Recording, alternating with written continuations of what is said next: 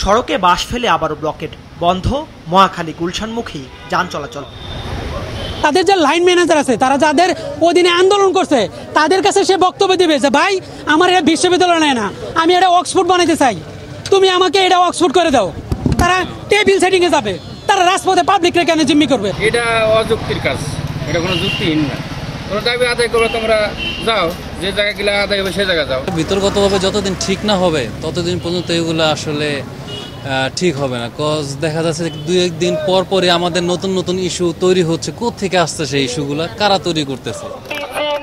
বিশ্ববিদ্যালয় দাবিতে তিতুমির কলেজে ৭ম দিনের আন্দোলনে টানা ৫ম দিনের মতো এই ব্লকেট কর্মসূচি পালন করছে শিক্ষার্থীরা, যার নাম দিয়েছে Barasat to north city blockade বা নর্থ সিটি এলাকা অবরোধ। এতে বেলা 12:30 থেকে স্থবির হয়ে যায় এ রুটের চলাচল। কেউ কেউ বাস তুলে যাওয়ার চেষ্টা করলে ঘটে বাগবিতণ্ডার ঘটনা। আপনি নেতা কেডা?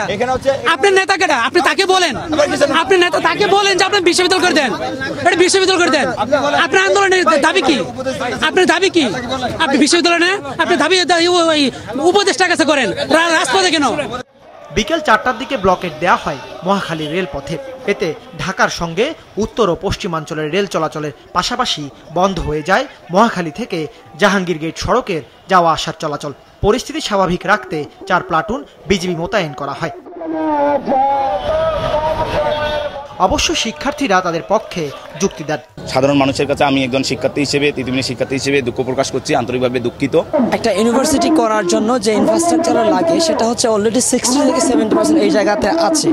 আপনি যদি এখানে আরেকটু পুশ করেন তাহলে খুব ভালো মানের একটা ইউনিভার্সিটি করা সম্ভব। দাবি পূরণ করতে হলে আপনাকে হচ্ছে কি ভোগান্তি পোহাতে হবে, জনগণের বিরুদ্ধে যেতে হবে। বিকেলে সচিবালয়ের স্বরাষ্ট্র উপদেষ্টা জনগণের ভোগান্তি যেন না হয় সেভাবে আন্দোলন করার জন্য শিক্ষার্থীদের প্রতি আহ্বান জানান।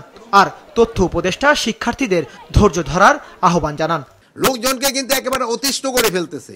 তারা কিন্তু দিনের পর দিনে কিন্তু তাদের এই দাবি দাওয়া কিন্তু বেড়ে চলছে। জনগণে কিন্তু তাদের একসময় উঠাই দিবে এই রেল লাইনে থেকে। আমি বলবো যে তিতুমির কলেজের শিক্ষার্থীদেরকেও ধৈর্য ধারণ করার এবং তাদের শিক্ষা জীবন এবং তাদের শিক্ষা প্রতিষ্ঠানের প্রতিও সরকার আন্তরিক এবং দায়িত্বশীল, কিন্তু এই মুহূর্তে হয়তো অনেক কিছু করা সম্ভব না।